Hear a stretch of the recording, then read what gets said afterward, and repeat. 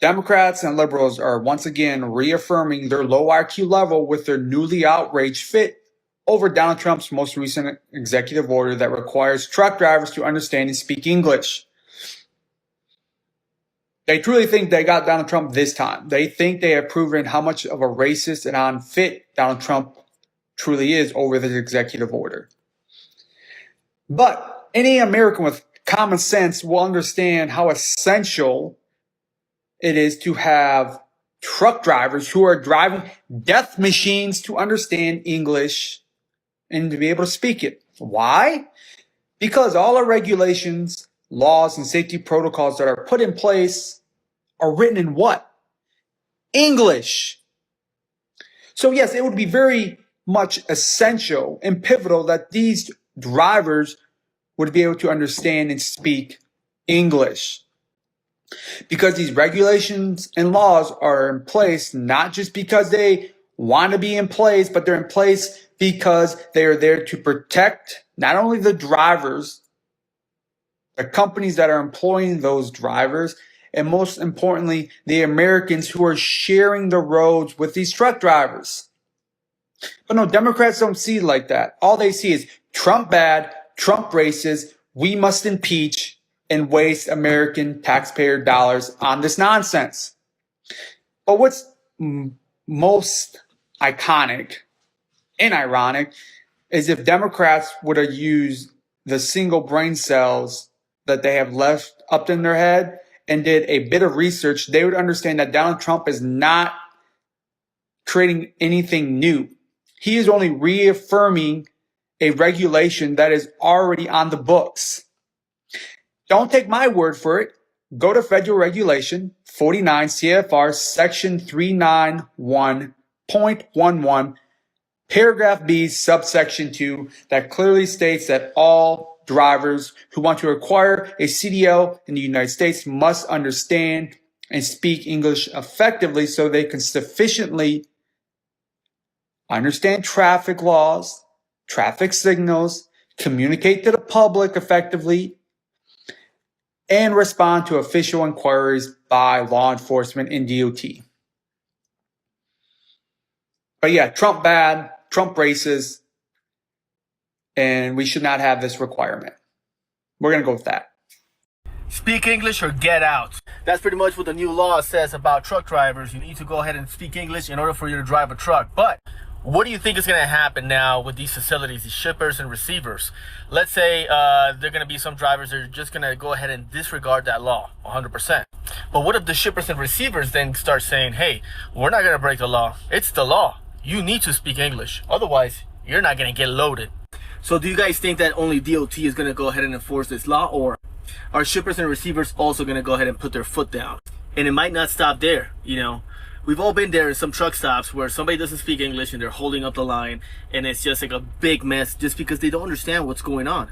Could it be that also truck stops are just going to go ahead and flat out refuse to help you out? I mean, wouldn't you be helping a criminal at that point? I'm just curious to see how far this will go. What are your thoughts? So Rocha has been a truck driver for 17 years. We need to open the door to opportunity for everybody. While he says there is a need for driver, Rocha sees the logic behind the executive order signed by President Donald Trump on Monday. If you can't read or understand a certain sign that's a little dangerous, it could affect all of us. The new order requires truckers to demonstrate proficiency using the English language before getting behind the wheel. According to the executive order, proficiency means drivers can read and understand traffic signs and communicate with traffic safety, border patrol, and agricultural checkpoints, as well as others. Es una ley inefasta. It's an awful law, Yoman Rivera told me. En mis 15 años como camionero. In my 15 years as truck driver, I never had an issue with English. Rivera claims he recognized the signs and communicated with officers with his limited English. First off, but according to Transportation Secretary Sean Duffy, there are documented cases where drivers' inability to read signs and speak the language may have contributed to a series of fatal accidents. We have to watch out for lives. I mean, that's most important, right? It depends on how many people are affected and how many people decide to exit the industry because of this.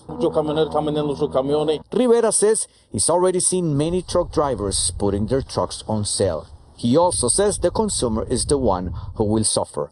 Rocha agrees. It would affect the consumer by not picking up on time, by not delivering on time, or in between transit from shipping to receipt. Ports are empty but full of trucks.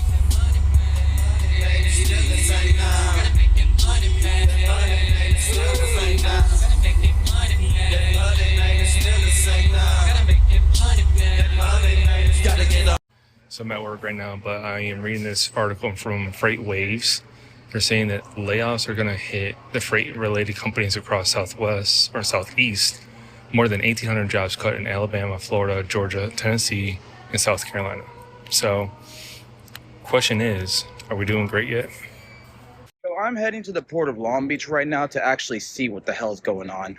At the very moment, there's one cargo ship, but it's literally out in the bay. Normally, when I'm here, there's like at least 5 or 6 cargo ships. The thing that's really scary right now is that I don't smell any truck gasoline. This is like the freshest I've ever smelled the port. And I've come here for raves. Like, what the hell? All right, clear road. Here we go.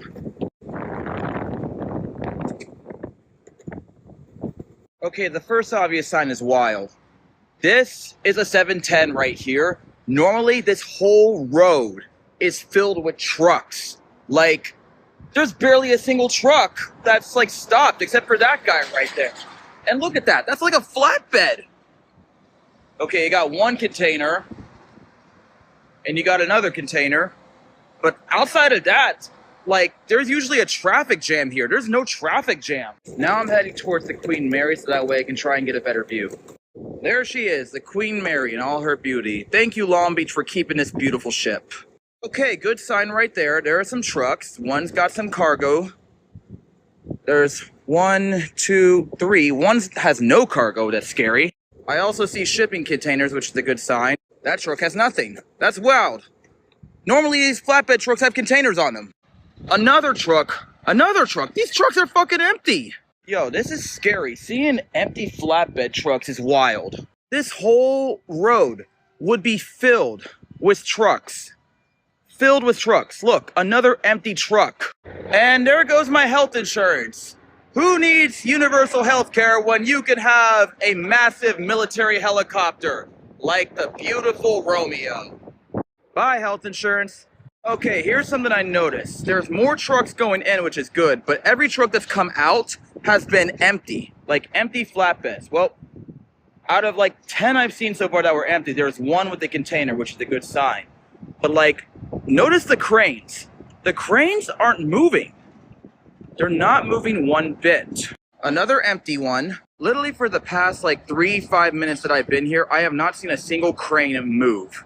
This is definitely not a good sign. I don't see any cranes moving. I don't see any longshoremen on the cranes.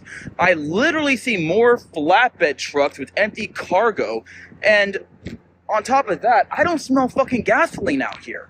Normally, I'm hawking up a loogie because of how much gasoline there is in the port of Long Beach, but there's no gas smell. It's safe to say that we most definitely are in for it. So after carefully observing the port of Long Beach, I noticed no cranes were moving. There were no longshoremen on the cranes.